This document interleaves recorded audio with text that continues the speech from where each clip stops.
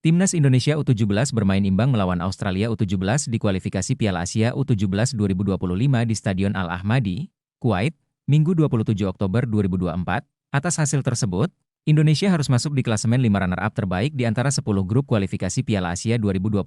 Indonesia memiliki poin 4 kini tentunya berada di posisi 3 di bawah Cina dan Vietnam dan sudah mengamankan tempat di Piala Asia U17. Awal babak pertama Indonesia langsung di bawah tekanan Australia U17.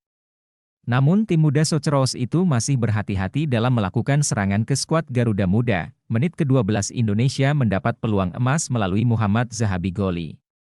Sayang tendangannya digagalkan oleh kiper Australia U17. Kemudian di menit ke-14, skema serangan balik Indonesia U17 cukup membahayakan dan lagi-lagi merepotkan kiper Australia U17 untuk menepisnya kembali. Kini giliran gawang Indonesia U17 di menit ke-18 mengalami serangan bertubi-tubi, dan beruntung tendangan Australia U17 hanya membentur mistar gawang. Dava Al-Ghasemi berhasil mengagalkan serangan pemain Australia U17, Anthony Didulica dan tetap menjaga skor tetap imbang hingga menit ke-31.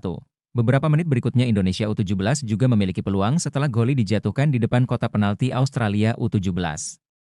Sayang belum bisa memanfaatkan peluang tersebut karena tendangannya masih di atas mistar gawang. Akhirnya hingga menit 45 satu skor di babak pertama antara Indonesia U17 versus Australia U17 tetap 0-0. Masuk ke babak kedua, Indonesia U17 dan Australia U17 masih bermain hati-hati dalam membangun serangan, sedangkan Indonesia U17 mengandalkan serangan balik hingga menit ke-55 menit ke-61, Indonesia mendapat peluang melalui terobosan Mirza. Sayang Daniel Alfredo tidak bisa memanfaatkan umpan yang diberikan, lagi-lagi Indonesia mendapat peluang di menit ke-66 melalui terobosan dari Mirza, sayang kiper Australia U17 langsung keluar untuk membuang bola.